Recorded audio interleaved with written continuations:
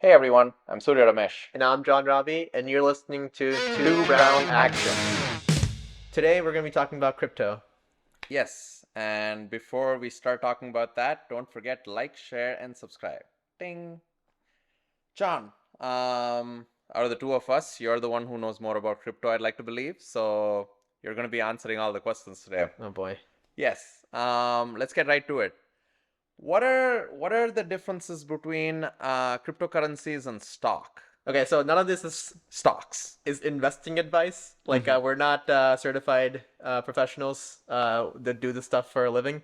But we do we know about this stuff, right? Yeah, So we talk about it. Yeah. it's our hobby. So it depends on who you ask, but personally, these two things cannot be more different: stocks and crypto. Okay. So stocks is actually is shares of a company, right? A company that's actually trying to do something, generate revenue, put it like have jobs, right? Employ people, actually contribute to the economy. Whereas crypto, it's an asset, sure, but it's people related to like gold, like commodity, right? But even gold has some intrinsic value to it.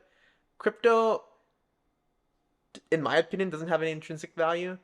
It depends on who you ask too. Let me give you the other side of the coin, right? So crypto, specifically like Bitcoin, all this stuff, they operate on something called the blockchain. And basically, the idea of this, I'm not getting too much into the details, is that it's basically like a ledger, right? When I say ledger, I mean like a transaction record, right? Like if we don't talk about crypto for a second, right? Let's talk about cash, Right. something that humans use to like trade goods It's and like when services I'm for. sending you money from my bank account to yours, the bank has a ledger.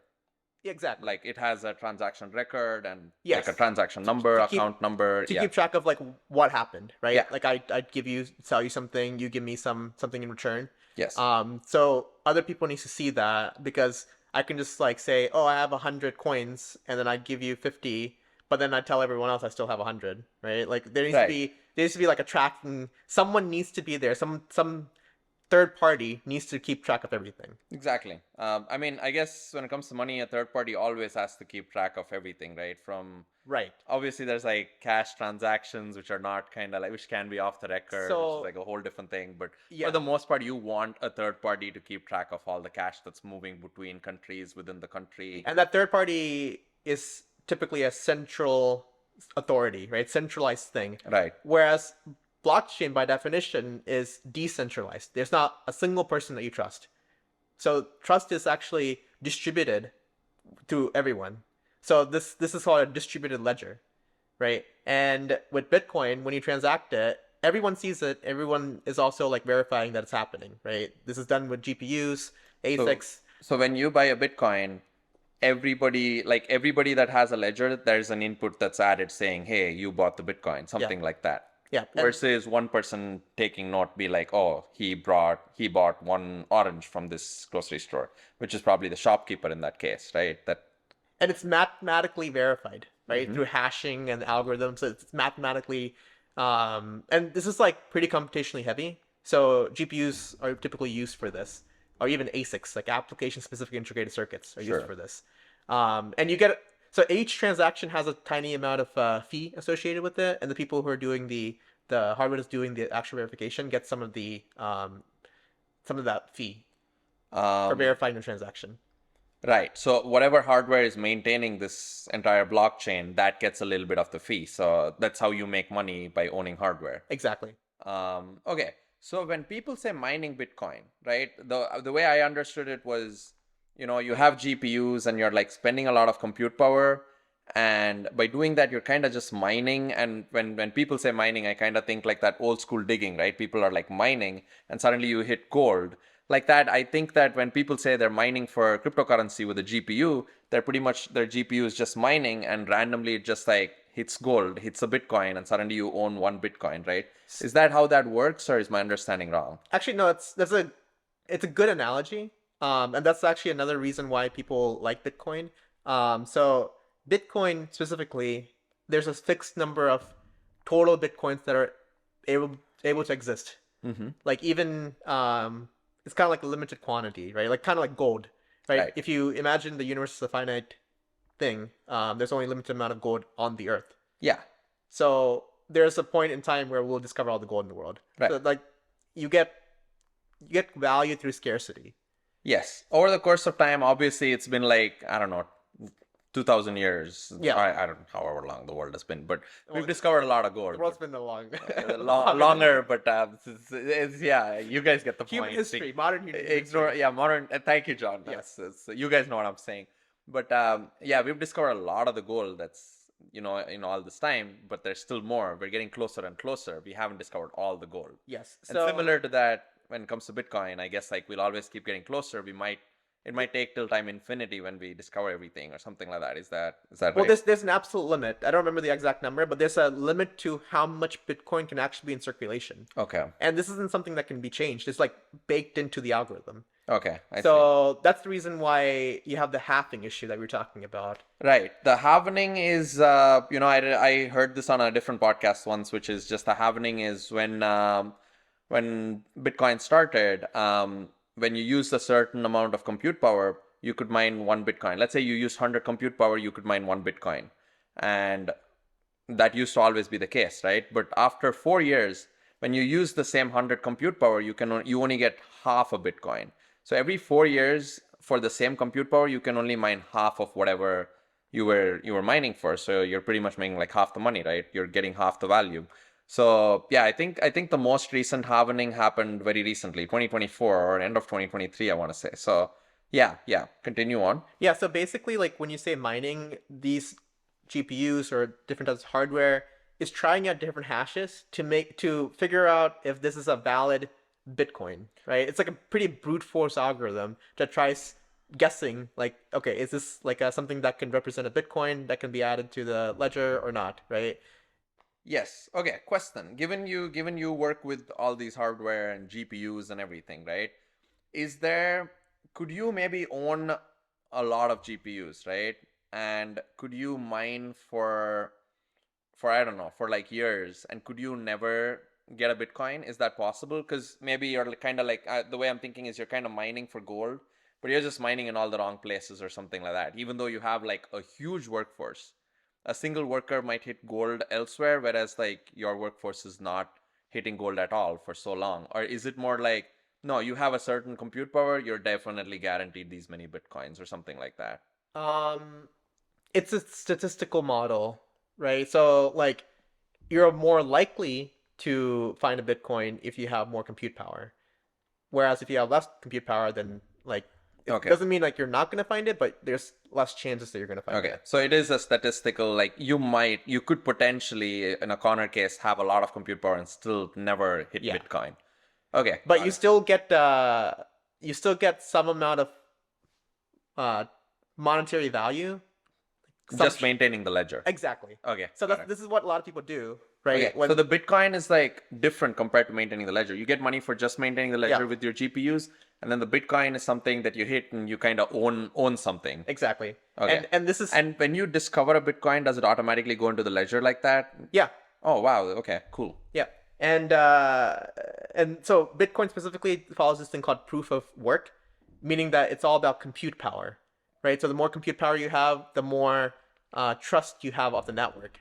Mm-hmm. So there's this common attack called the 50% attack or something like that. Basically, the idea is that if you have more than 50% of the compute, then you get to decide what's Right. factual on the digital ledger.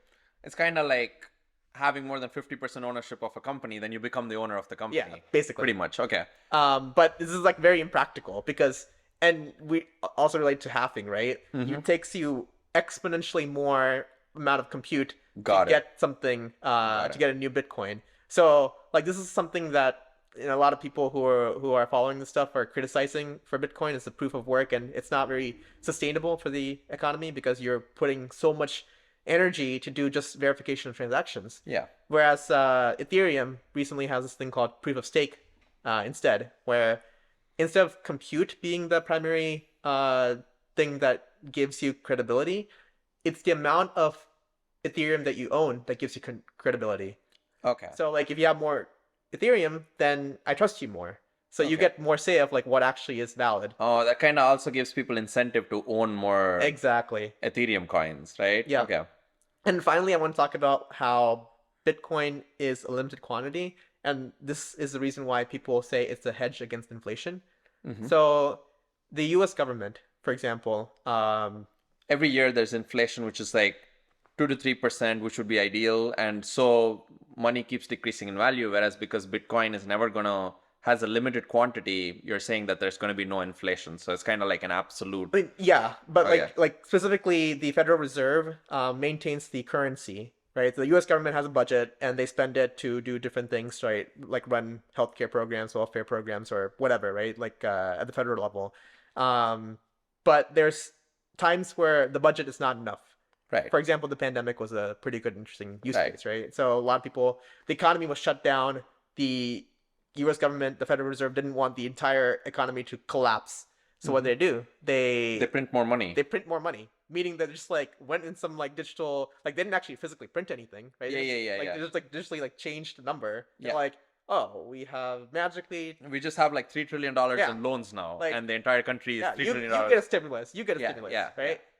This is not good because when you Because introduce at some point you need to pay the debts, or else money just lost its value by $3 money trillion lost dollars. its value. The people who didn't get the stimulus are suddenly like 40% poorer because the government printed 40% more money out of nowhere. Yeah, inflation goes up. Yeah, So if you own Bitcoin instead, it's not like you can make more Bitcoin out of nothing. So it becomes a hedge against inflation, or that's the argument sure. for Bitcoin. Okay. Okay. But personally, I think there could be a lot of money that could be made out of crypto Hmm. currency, and I see its value. I do, the technology behind it, but I also don't think it has very good value currently. It's not easy to exchange Bitcoin right now. It takes a lot of compute power and takes a lot of like I don't think like its current uses in the market like for illegal Sure. stuff, right? Like Sure. like drugs or like Sure. whatever, Like, right? people just want to transact. Like, people give you an illegal product and they expect you to pay them back in Because Bitcoin or something, yeah, stuff because like that. there's no good tracking of like who actually owns the hardware wallet, who Right. actually owns the Bitcoin. The only time you get to figure out who owns what is when you want to exchange Bitcoin for a real currency, like the US dollar or something, right? That's when the American government gets to know, okay, like this guy owns this monetary Hmm. value. So like it's mainly used right now for anonymous transactions. Okay. So it seems very shady to me. Sure. Okay. Yeah. Okay. I'm gonna move out of this topic. I have like two quick questions, and then we're already over time, so let's start winding this up. Okay. In the middle, NFTs were a huge thing, which was just like you put your signature on whatever and you could sell whatever, right? It was digital art, that kind of stuff. NFTs, stocks have been around a long time, but now we have cryptocurrencies, and suddenly there's like NFTs in the middle. Do you think like these have as much potential as stocks? You said stocks have like you have a stake in the company, and like for me personally, stocks makes a lot of sense. But like all these newer things, which is kind of like, are these just like wannabes, or do you think they have potential to actually become a big thing in the future? So NFTs specifically, they also run on something called a blockchain, right? Which Mm-hmm. again is a distributed ledger. Yeah. And their main use is basically just trying to verify that this is like an authentic thing. For example, let's say you have a digital asset like a painting, right? And then if you buy it, actually, a better example would be like a video game, right? So you have a video game and you buy it, and if you want to resell it, a digital video game, right? Typically, you can't do that. Only like if you have a physical copy, you can resell Sure. that. Sure. So if you're using an NFT of a video game, now you can have a digital asset that you own and it's verified to be yours. It's not like you can just make copies of it. I mean, if it's digital, you can. Sure. But on a digital ledger that everyone verifies, like this is you bought this and you get to resell it. So it gives you a way to have like more types of transactions. So it has value, but definitely maybe not like hyped as what it used to be, right? A couple of years ago, NFTs were like Yeah, yeah, but I guess my like one more question is just like, do you think these things have potential in the future or no? of course it has potential in the future. Okay. So in like maybe 20 years from now, you think like they might even be as equally discussed as stocks, or they might even be like more like more people might be investing in this stuff related to stocks. I think so, but you got to be careful, right? Okay. To avoid the shady stuff, to avoid Sure. to avoid Ponzi schemes. Sure. Yeah. Yeah. And my final question is, any ideas how the future could be? Do you think everything we own is just going to be on a market? Like maybe like I buy a laptop and suddenly like there's a digital ledger that's keeping track of my laptop, and every day I'm doing work, and based on that, like like maybe I have bids, and like my laptop's price goes up or down. So Or I buy a mug and suddenly do you think like it's the future, like everything in your house or everything everywhere somebody's keeping a track of, and suddenly everything's digitally valued? So like let's say I want to sell this cup, suddenly I don't need to go to Amazon and like place it in a bid. It's just like everything has a value, and if I feel like it, I can just sell it like that. short answer is yes, Okay. and long answer is Mark Zuckerberg gave his example recently, and I really agree with it. He said that we shouldn't think about the metaverse as something that's like virtual versus the like physical, like real world, right? The distinction is actually virtual and physical world, because the real world actually will be a combination of both, Sure. a virtual and physical, right? Sure. And that'll create the real world, because augmented reality will, like the Apple Vision Pro, for example, you can see everything. It's like that's like actually there in the physical world, but maybe you'll see screens that don't actually exist. Right. Right? Yeah, So yeah, you yeah, might yeah. buy like It's still virtual the real things. world because Exactly. okay, got So it. it's a real world that actually be a combination of two, and I think that's the future. Okay. It may not be like the next 5-10 years, but it's going to be the case eventually, because the world is a finite resource, and we need to do something if you want to keep Yeah. consuming. Yeah, makes sense. Yeah. I have a lot of thoughts about that, but I'll skip on all of that. Lastly, back to our final segment for our podcasts. I am gonna give you guys a startup idea in every other podcast, at least for as long as I can think about it. Ooh. The first one is my friends and I, which is John and two more friends of ours and me. We came up with this idea. We call it Brackify. It's just when you want to go out to a restaurant and or watch a movie when there's like 10 people in your house, and suddenly it takes you hours and none of you can agree on a movie, and it's just like so what you do is each person lists a movie. Let's say there's 8 of you, just to make things simpler and easier. Just say there's 8 of you. Each of you writes down a movie. All movies are randomized and put into a tournament style bracket, right? And then you put the first 2 movies together, and all 8 of you vote on which movie you guys want to watch, movie 1 or movie 2. And that one moves to the next level. And similarly, you go from 8 to 4, 4 to 2, and 2 to 1. And whatever movie is left, whoever movie that is, lucky guy, you just watch that movie, right? Everyone was kind of involved in the process. You kind of stuck at one. Everyone has to go with whatever the result was. And the thing is, it's not that you're making the best decision. The thing is, you're making a quick decision. It helps you choose from restaurants, movies, and other stuff. And if any of you do end up implementing this idea, comment, let us know, email us. We have some more ideas if you guys want us to. We would 100% use this type of application. Yeah, we in would our use own it. front group. We'd be your first follower. We'd be your first users. Yeah. We might even pay for it. Let us know if you guys are interested in that type of application, developing that application. Yes. We'll catch you in the next one. Yes. If any questions, email us at twobrown accents@gmail.com. We will see you next time. Bye bye.